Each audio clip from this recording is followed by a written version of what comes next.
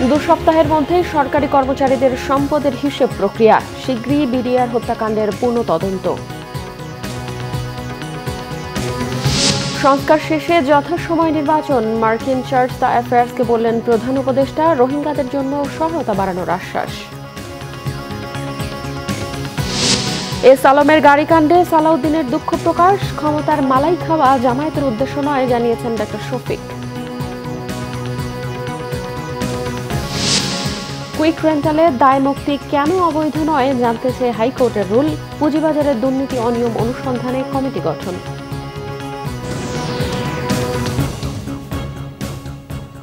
দেখছিলেন crown cement সংবাদ শিরোনাম, এবার বিস্তারিত। ড্রাইভার, পিয়ন থেকে শুরু করে সচিব পর্যন্ত 15 লাখ সরকারি কর্মচারীর সবার সম্পদের হিসাব দিতে হবে। দুর্নীতি প্রতিরোধে সরকারের প্রথম ধাপের কাজের অংশ হবে এটি। আগামী 15 দিনের মধ্যে সম্পদের হিসাব জমা দেওয়ার কার্যক্রম শুরু হবে। নির্দিষ্ট সময়ের মধ্যে কেউ হিসাব জমা দিতে ব্যর্থ হলে তার বিরুদ্ধে কঠোর ব্যবস্থা নেওয়ার হুঁশিয়ারি দিয়েছেন জনপ্রশাসন সচিব ডক্টর মোখলেসুর রহমান। রিপোর্ট সৈয়দ আব্দুল মুহিতের।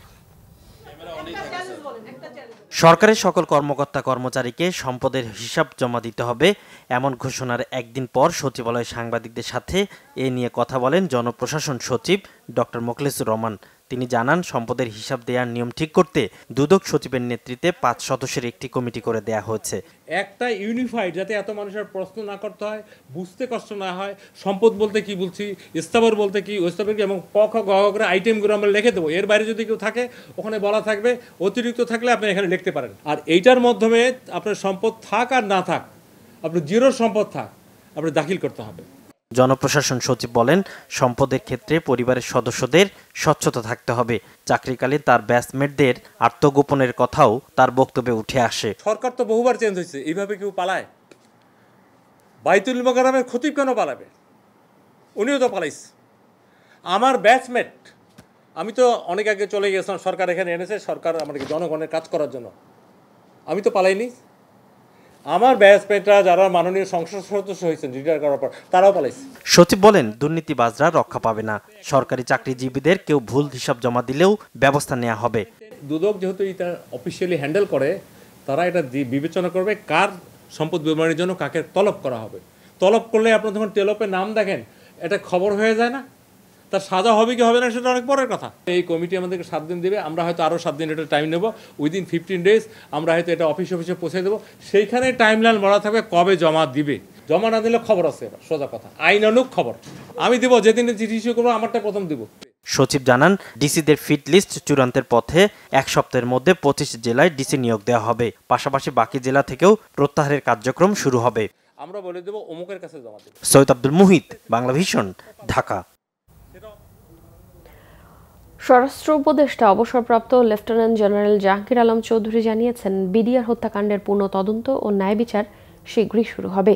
সাবেক সেনা সদস্য হিসেবে বিডিআর হত্যাকাণ্ডের ন্যায় বিচার চান বলেও জানান তিনি। বলেছেন, সুশাসন প্রতিষ্ঠায় বর্তমান সরকার বদ্ধপরিকর। সচিবালয়ে সাংবাদিকদের এসব কথা বলেন স্বরাষ্ট্র উপদেষ্টা। বর্তমান সরকার জনগণের অধিকার, সুশাসন ও ন্যায় বিচার প্রতিষ্ঠায় বদ্ধপরিকর। শুধু স্বরাষ্ট্র উপদেষ্টা হিসাবে নয়, একজন সাধারণ নাগরিক ও সেনাবাহিনীর প্রাক্তন সদস্য হিসেবে আমি বিডিআর হত্যাকাণ্ডের ন্যায় বিচার চাই। সঠিকভাবে এই হত্যাকাণ্ডের পূর্ণ তদন্ত ও ন্যায় বিচার প্রক্রিয়া শীঘ্রই শুরু করা হবে। প্রধান উপদেষ্টা ডক্টর মোহাম্মদ ইউনূস বলেছেন, অন্তর্বর্তীকালীন সরকারের প্রধান কাজ গুরুত্বপূর্ণ সংস্কার শেষে যৌক্তিক সময় নির্বাচন দেয়া। সকালে রাষ্ট্রীয় অতিথি ভবন যমুনায় প্রধান উপদেষ্টার সাথে ঢাকার মার্কিন দূতাবাসের চার্জ দ্য অ্যাফেয়ার্সের হেলেন লাফাভি তার সঙ্গে সাক্ষাৎ করলে এসব কথা বলেন তিনি। বন্যা দুর্গতদের সাহায্যে দাতাদের একটি সাধারণ প্ল্যাটফর্মেরও কথা বলেন সরকার প্রধান। প্রধান উপদেষ্টা ডক্টর ইউনূস নিশ্চিত করেন, সংবিধান দ্বারা প্রতিটি নাগরিকের মানবাধিকার নিশ্চিত করা হবে। মার্কিন চার্জ দ্য অ্যাফেয়ার্সের সাথে আলোচনায় মানবাধিকার ছাড়াও সাইবার সিকিউরিটি আইন এবং rapid action battalion RAB issue নিয়েও আলোচনা হয়। নতুন সরকারের সমর্থন ও সহযোগিতার জন্য মার্কিন যুক্তরাষ্ট্রকে ধন্যবাদও জানান প্রধান উপদেষ্টা। ধন্যবাদ জানান রোহিঙ্গা ইস্যুতে বাংলাদেশের পাশে থাকার জন্যও। মার্কিন এই কূটনীতিক চলতি বছরে রোহিঙ্গাদের জন্য মার্কিন সাহায্য বাড়ানোর কথা জানান। এছাড়াও বাংলাদেশে ন্যায় বিচার প্রতিষ্ঠায় মার্কিন যুক্তরাষ্ট্র অব্যাহত সহযোগিতার আশ্বাসও দেন এই মার্কিন কূটনীতিক। অর্থ উপদেষ্টা ডক্টর সালেউদ্দিন আহমেদ বলেছেন, চলতি মাসে বা আগামী মাসে বাজেট রিভাইজ করা হতে পারে। তিনি জানান, কালো টাকা সাদা করার সুযোগ বন্ধ করে দেওয়া হয়েছে। সকালে সচিবালয়ে রপ্তানি উন্নয়ন ব্যুরো কর্মকর্তাদের সাথে বৈঠক শেষে সাংবাদিকদের এসব তথ্য জানান তিনি বলেন, জিডিপির বাস্তব সংখ্যা কত বা এর বৃদ্ধির পরিসংখ্যান জানার চেষ্টা চলছে। জানান, খুব শীঘ্রই প্রকাশ করা হবে চলতি বছরের রপ্তানির লক্ষ্যমাত্রা। সাংবাদিকদের প্রশ্নের জবাবে অর্থ উপদেষ্টা বলেন, বাজারে 5, 10 ও 20 টাকার কাগজি নোটের অবস্থা খুবই নাজুক। এটা দ্রুত পরিবর্তনের ব্যবস্থা করা হবে। তিনি বলেন, দেশের মানুষকে মুদ্রা যত্নে রেখে ব্যবহার করতে হবে। বাজেটে বড় বড় উন্নয়ন খাতের প্রকল্পগুলোর বিষয়ে সরকারের উচ্চ পর্যায়ের সিদ্ধান্ত হবে বলেও জানান অর্থ উপদেষ্টা ডক্টর সালেউদ্দিন আহমেদ। আমরা অহেতুক অপচয় বা অহেতুক যে সেগুলো আছে সেগুলো আমরা ডেফিনেটলি যুক্তিসম্মত করব। আর প্রজেক্টে ডক্টর ওয়াহিদুল মাহমুদ দেখবে যে যেগুলো অলমোস্ট কমপ্লিট সেগুলোতে ইস্যু করবে, আর কতগুলো আছে পাইপলাইনে, কারণ ওটার সাথে আবার ইআরডির আমার সম্পর্ক আছে, টাকা পয়সা আনা। তারা যদি বলে আমরা কন্টিনিউ করবো না, তাহলে ডোনারদের বলবো না, করবো না। আমি এটা বেশি মেজর কাজ হলো প্ল্যানিং মিনিস্ট্রি প্রজেক্টগুলো, আর ছোটখাটো জিনিস তো বাজেট আমরা রিভিউ করছি পরে। অতএব এই জিডিপির ফ্যাক্টরে এফেক্ট খুব বেশি হবে কি না হবে এটা ওই আগামী প্রেস করার জন্য বলেছি, ওটা আপনি জানতে পারবেন। বিগত সরকারের সময়ে পুঁজিবাজারের অনিয়ম, কারসাজি ও দুর্নীতি অনুসন্ধানে গঠিত তদন্ত কমিটি নির্দিষ্ট সময়ের মধ্যেই প্রতিবেদন দেবে বলে জানিয়েছে Bangladesh securities and exchange commission বিএসইসির চেয়ারম্যান খন্দকার রাশেদ মাকসুদ। তিনি বলেন, আগের প্রতিবেদনগুলো প্রকাশ না করতে রাজনৈতিক চাপ ছিল, তাই সেগুলো আলোর মুখ দেখেনি। তবে এবার জনসম্মুখে উপস্থাপন করা হবে প্রতিবেদন। বিএসইসি কার্যালয়ে তদন্ত কমিটি নিয়ে সংবাদ সম্মেলনে এসব কথা বলেন তিনি। বিএসইসির চেয়ারম্যান আরও জানান, তদন্ত কমিটি প্রথম ধাপে 2 মাসের মধ্যে তদন্ত ও অনুসন্ধান কার্যক্রম সম্পন্ন করে কমিশনে প্রতিবেদন দাখিল করবে। পরে তদন্তের পরিধি আরও বাড়বে। এখন কোনো রাজনৈতিক চাপ না থাকাকে কাজের সুযোগ হিসেবেও দেখছে বিএসইসি। পুঁজিবাজারের স্থিতিশীলতা ও বিনিয়োগকারীদের আস্থা ফেরাতে 1 সেপ্টেম্বর 5 সদস্যের অনুসন্ধান ও তদন্ত কমিটি গঠন করেছে নিয়ন্ত্রক সংস্থা বিএসইসি। আমরা যদি কাজের যে মিশন নিয়ে এসেছি সেটা যদি না করতে পারি, আমরা এখানে থাকবো না, একদম পরিষ্কার কথা। তবে আমরা হয়তো ট্যাকটিক্যাল হব, কিন্তু ওই যে আপনারা পাবেন না সেটা না। এটা টাইমিংটা কোনটা বেস্ট টাইমিং, আমরা ওই যে ইয়ের ক্ষেত্রে মানে ব্যবস্থা নেওয়ার ক্ষেত্রে কোনটা বেস্ট টাইমিং সেটা হয়তো একটা হতে পারে, কিন্তু অবশ্যই আপনারা এই তদন্ত রিপোর্ট দেওয়ার জন্যই আমরা তদন্ত কমিটি করেছি। দ্বাদশ জাতীয় সংসদের স্পিকার ডক্টর শেরিন শারমিন চৌধুরী পদত্যাগ করেছেন। রাষ্ট্রপতি মোহাম্মদ শাহাবুদ্দিনের কাছে সোমবার পদত্যাগপত্র জমা দেন তিনি। পদত্যাগ কার্যকর করে প্রজ্ঞাপনও জারি করা হয়েছে। ছাত্র জনতার অভ্যুত্থানের মুখে গত 5 আগস্ট শেখ হাসিনা দেশ ছাড়েন। এরপর রাষ্ট্রপতি সংসদ ভেঙে দেন। 8 আগস্ট অন্তর্বর্তী সরকার শপথ নেয়। শেখ হাসিনার সরকারের পতনের 27 দিনের মাথায় পদত্যাগ করেন স্পিকার শেরিন শারমিন চৌধুরী। এদিকে জাতীয় পার্টি জেপির চেয়ারম্যান ও সাবেক মন্ত্রী আনোয়ার হোসেন মঞ্জু জামিন পেয়েছেন। সোমবার বিকেলে গ্রেফতারের পর স্বাস্থ্যগত কারণে তাদের জামিন মঞ্জুর করেন আদালত। সোমবার বিকেলে রাজধানীর ধানমন্ডি থেকে তাকে গ্রেফতার করা হয়। ডিবির যুগ্ম পুলিশ কমিশনার মোহাম্মদ রবিউল হোসেন ভুইয়া জানান, 5টি হত্যা মামলায় মঞ্জুরকে গ্রেফতার করা হয়। অন্যদিকে আইডিয়াল কলেজের শিক্ষার্থী খালিদ হাসান সাইফুল্লাহ হত্যা মামলায় আওয়ামী লীগের সাবেক এমপি হাজি মোহাম্মদ সেলিমের 5 দিনের রিমান্ড দেওয়া হয়েছে। এদিকে আশুলিয়ায় হত্যার পর কয়েকজনের লাশ পুড়িয়ে ফেলার অভিযোগে অভিযুক্ত ঢাকা জেলার অব্যাহতি পাওয়া অতিরিক্ত পুলিশ সুপার আবদুল্লাহিল কাফিকে বিমানবন্দর থেকে আটক করা হয়েছে। বিএনপির সিনিয়র যুগ্ম মহাসচিব রুহুল কবির রিজভী বলেছেন, শেখ হাসিনাকে দিয়ে ভারত ফায়দা লুটতে পারে, সেজন্যই তাকে প্রয়োজন। বাংলাদেশের জনগণকে ভারতের প্রয়োজন নেই। বিএনপির নয়াপল্টনের কার্যালয়ের সামনে জাতীয়তাবাদী প্রচার দল আয়োজিত 2য় দফার লক্ষ্মীপুরের রামগঞ্জে বন্যার্তদের মাঝে ত্রাণ সামগ্রী বিতরণ কর্মসূচির উদ্বোধনী অনুষ্ঠানে তিনি এসব কথা বলেন। রুহুল কবির রিজভী বলেন, সরকার মেগা প্রজেক্টের নামে লক্ষ কোটি টাকা কিভাবে বিদেশে পাচার করেছে তা সালমান এফ রহমান নিজেই জানিয়েছেন। শেখ হাসিনা পরিবারের সদস্যরা বিদেশে থাকেন, দেশের টাকা লুট করে তারা বিলাসী বিলাসিতা করছেন। হাজার হাজার কোটি টাকা দিয়ে ব্যবসা করছে, কোথায় পেয়েছে সেই টাকা প্রশ্ন রাখেন তিনি। বলেন, শেখ হাসিনা আইন শৃঙ্খলা বাহিনীকে দিয়ে গণহত্যা চালিয়েছে।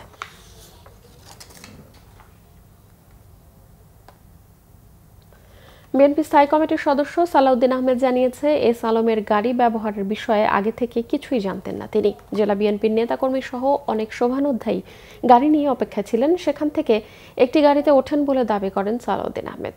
তবে অনাকাঙ্ক্ষিত এমন ঘটনায় দেশবাসী আঘাত পেয়ে থাকলে অসাবধানতার জন্য দুঃখ প্রকাশ করেছেন সালাউদ্দিন আহমেদ। দীর্ঘ 10 বছর পর এলাকাবাসীর ভালোবাসা ও বাবা মায়ের কবর জিয়ারতে আবেগে আপ্লুত ছিলেন বলেও জানান তিনি। বলেন, ফ্যাসিস্ট সরকারের দোসররা বিচার এবং মুখোশ উন্মোচন করাই এখন অগ্রাধিকার পাওয়া উচিত। অভিযোগ করেন, গুম, খুন ও জোরপূর্বক অপহরণের বিষয়ে যারা জড়িত তাদের বিরুদ্ধে সঠিক তদন্ত হচ্ছে না, এমনকি আটকদেরও সঠিকভাবে জিজ্ঞাসাবাদ করা হচ্ছে না। প্রয়োজনীয় রাষ্ট্র সংস্কারের জোর দেওয়ার কথাও বলেন বিএনপির এই নেতা।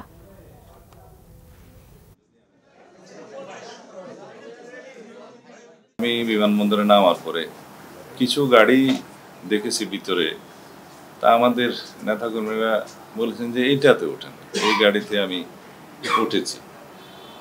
তা এখন সেই গাড়িটি কার, সেই মুহূর্তে আমি তো ওই চিন্তা ভাবনার মধ্যে ছিলাম না। আমি তখন অনেকটা আবেগ আপ্লুত ছিলাম, আমার দেশবাসীর ভালোবাসায় সিক্ত হচ্ছিলাম এবং মনের মধ্যে মা বাবার কবর জিয়ারতের বাসনায় মগ্ন ছিলাম। আমার পক্ষ থেকে আমি জানতাম যদি যে এই গাড়ি একটি নির্ধারিত কোম্পানির বা তাহলে হয়তো আমি সাবধানতা অবলম্বন করতাম। তারপরেও আমার এই অসাবধানতা এবং অনিচ্ছাকৃত ভুলের জন্য যদি আমি দেশবাসীর মনে কষ্ট দিয়ে থাকি এবং অনুভূতিতে আঘাত দিয়ে থাকি, সেই জন্য আমি দুঃখ প্রকাশ করছি। ক্ষমতার মালাই খাওয়া জামায়াতের ইসলামের উদ্দেশ্য নয়, সমাজের গুণগত পরিবর্তনই উদ্দেশ্য, জানিয়েছেন দলটির আমির ডক্টর শফিকুর রহমান।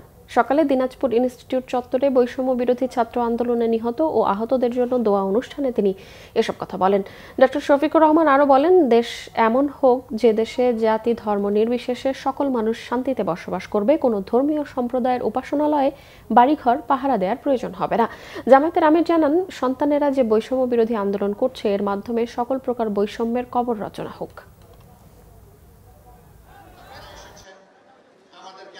ক্ষমতার মালাই খাওয়া জামাত ইসলামের উদ্দেশ্য নয়, সমাজের একটা গুণগত পরিবর্তন আনা আমাদের উদ্দেশ্য। এমন একটি দেশ, এমন একটি জগৎ আমরা আমাদের এখানে চাই, যেই দেশে জাতি দল ধর্ম নির্বিশেষে সমস্ত মানুষ শান্তিতে বসবাস করবে।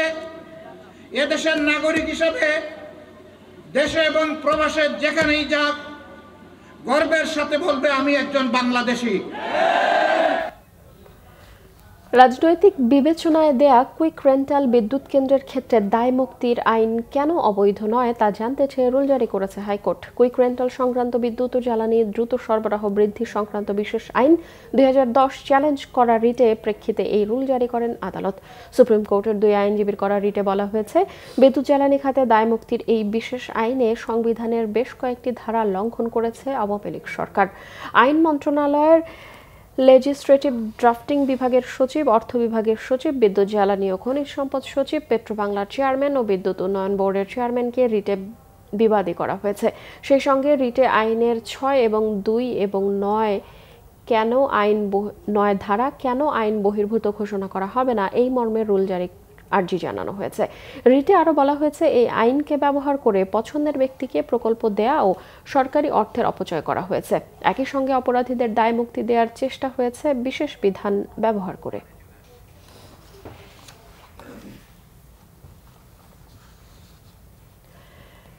শেখ হাসিনা পতনের 1 দফা দাবিতে বৈষম্য বিরোধী ছাত্র আন্দোলনে গিয়েছিলেন 10ম শ্রেণী পড়ুয়া শাহরিয়ার খান আনাস। আন্দোলন শেষে বাবা মায়ের কোলে চড়ে বাসায় ফিরেছিলেন, তবে নিথর দেহে। 5 আগস্ট ওই কর্মসূচি চলাকালে বেলা 11:30টার দিকে রাজধানীর চাংখারপুল এলাকায় নিহত হন 16 বছর বয়সী শাহরিয়ার। মিছিলে যাওয়ার আগে মায়ের কাছে লেখা শেষ চিঠিতে এখনো ছেলেকে খুঁজছেন বাবা মা, যে চিঠি হয়ে উঠেছে অন্যায়ের প্রতিবাদে জীবন বিসর্জনের এক জীবন্ত স্মারক। জাহাঙ্গীর আলমের তোলা ছবিতে মহিবুল্লাহ মহিবের রিপোর্টে বিস্তারিত। 5 আগস্ট 2024 মায়ের উদ্দেশ্যে একটি চিঠি লিখেছিলেন 10ম শ্রেণী পড়ুয়া শাহরিয়ার খান আনাস। তিনি লিখলেন, মা আমি মিছিলে যাচ্ছি, আমি নিজেকে আর আটকে রাখতে পারলাম না, সরি আব্বুজান, তোমার কথা অমান্য করে বের হলাম, স্বার্থপরের মতো ঘরে বসে থাকতে পারলাম না। চিঠির শেষে শাহরিয়ার লিখেছেন, একদিন তো মরতেই হবে, তাই মৃত্যুর ভয় করে স্বার্থপরের মতো ঘরে বসে না থেকে সংগ্রামে নেমে গুলি খেয়ে বীরের মতো মৃত্যুই অধিক শ্রয়। যে অন্যের জন্য নিজের জীবনকে বিলিয়ে দেয় সেই প্রকৃত মানুষ। আমি যদি বেঁচে না ফিরি তবে কষ্ট না পেয়ে গর্বিত হয়েও জীবনের প্রতিটি ভুলের জন্য ক্ষমা চাই। আনাস। 5 আগস্ট বেলা 11টায় চানখারপুল এলাকায় পুলিশের গুলিতে ঝাঁঝরা হয়ে যায় আনাসের বুক, যে বুকে লালন করেছিল শত শত শিক্ষার্থী হত্যার সীমাহীন কষ্ট। পরে এক অপরিচিত ফোন কলে ঢাকার মিডফোর্ড হাসপাতালে ছেলের নিথর দেহ পান আনাসের বাবা মা। 5 তারিখ সকালবেলা আমি শুধু তাকে শেষ দেখেছি, সে মুখ ধুচ্ছে। তো প্রতিদিনের রুটিন ছিল যে সে মুখ ধুয়ে পড়তে বসতো বা নাস্তা আনতে যেত। তো আমি ভাবছি সেদিনও সেই রকমই হবে, ব্যতিক্রম হবে না। তো তারপরে আমি ঘুম থেকে ওঠার পরে ওকে খুঁজতেছি যে নাস্তা আনতে পাঠাবো, তখন দেখি যে ও রুমে নাই। তো ও যেখানে পড়ে ওর পড়া টেবিলের মধ্যে চিঠিটা লিখে ভাঁজ করে রেখে গেছে। আর 1:20 বাজে এরকম একটা আননোন নাম্বার থেকে কল আসে, পরে বলল যে আপনি দ্রুত ইয়াতে আসেন, মিডফোর্ড হসপিটালে আসেন ইমার্জেন্সিতে। যাওয়ার পরে তো দেখি যে ওরা সিঁড়ির চিপায় একটা স্ট্রেচার আমার ছেলেটাকে রেখে দিছে। সেদিন আনাসের সাথে আন্দোলনে যেতে চেয়েছিলেন তার বাবাও, কিন্তু পরে যাওয়া হয়নি। এই ঘটনা বেশি পোড়াচ্ছে তাকে। ব্লিডিং হইতাছে, তো বলতেছে এখন বেরোন, নিয়ে যান করতেছে, সময় দিতেছেন, মানে কতক্ষণ বের করবে বডি। পরে আমি দৌড়ে বাইরে আসলাম, অ্যাম্বুলেন্স নাই, সিএনজি নাই, একটা ভ্যান আসলাম, বললাম যে ভাই একটু আমার ছেলের বডিটা নিয়ে যাবো, একটু আসো ভাই। অনেক রিকোয়েস্ট করলাম, আসবে না। দৌড়ে মেন রোডে আসলাম, আইসা কয়েকজনকে বললাম, এক রিক্সাওয়ালা দয়া করে ও আসছে। পরে আমরা রিক্সা নিয়ে আসতেছি, রিক্সায় যখন ওকে উঠেছি তখন ও রক্ত পড়তেছে। নাতিকে হারিয়ে বাকরুদ্ধ আনাসের নানা সাইদুর রহমান খান বাদল। নানুকে আম্মু বলতো না, ওর বাবার প্রতিও আবদার কম ছিল, আমার প্রতিও আবদার কম ছিল। ওর যদি আমার প্রতি কোনো আবদার থাকতো নানুকে বলতো, ডাইরেক্ট আমাকে বলতো না, লজ্জা পাইতো আর কি। নানুকে বললে নানু আমারে বলতো যে ওর এইটা বলছে, আমি বলছি ঠিক আছে। শুধু একটি চিঠি নয়, পুরো আন্দোলনের প্রতিদিনের ইতিহাস আনাস লিপিবদ্ধ করেছেন খাতায়। শাহরিয়ার খান আনাস মিছিলে যাওয়ার আগে মায়ের কাছে লেখা চিঠিতে বলে গিয়েছিলেন, মা আমি মিছিলে যাচ্ছি। পুরো খাতা জুড়ে তার লেখা সমন্বয় কি, সমন্বয়ক কারা। সে লিখে গেছে, কোনো কিছু অবধারিত রাখার নামই সমন্বয়, আর যারা এটিতে নেতৃত্ব দেন তারাই সমন্বয়ক। শুধু এরকমই নয়, পাতায় পাতায় ভর্তি তার লেখা। সেই লেখায় উঠে এসেছে মুগ্ধর কথা, উঠে এসেছে আবু সাইদের কথা, উঠে এসেছে জানালায় দাঁড়িয়ে গুলি খাওয়া সেই ছোট্ট শিশুটির কথা। আনাস চলে গেছে, তার এই হারানোর শোক বয়ে বেড়াতে কষ্ট হচ্ছে তার বাবা মায়ের। কিন্তু যেই সাহসিকতার পরিচয় দিয়ে গেছে আনাস, সেটি এদেশের মানুষ মনে রাখবে অনন্তকাল। আনাসের লেখা চিঠি শোভা পাচ্ছে দেয়ালে দেয়ালে। গ্রাফিতিতে ফুটে উঠেছে বিপ্লবের নানা গল্প। এলাকার সড়কের নাম বদলে রাখা হয়েছে শাহরিয়ার খান আনাস নামে। তাকে হারিয়ে এখনো শোকের ছায়া বইছে পুরো এলাকায়। Muhibullah Muhib, Bangla vision, Dhaka. Dhaka medical college হাসপাতালে হামলার ঘটনায় গঠিত তদন্ত কমিটির প্রতিবেদন অনুযায়ী নিরাপত্তা জোরদারের পাশাপাশি 2 জনকে গ্রেফতার করা হয়েছে। কমিটি প্রধান স্বাস্থ্য মন্ত্রণালয়ের অতিরিক্ত সচিব AKM সাইফুল ইসলাম জানান, প্রাথমিক তদন্তে ডাক্তারদের কোনো অবহেলা পাওয়া যায়নি। পরিস্থিতি দ্রুতই স্বাভাবিক হবে বলেও তদন্ত কমিটির আশা। সোমবার দুপুরে সচিবালয় ব্রিফিংয়ে এসব তথ্য জানানো হয়।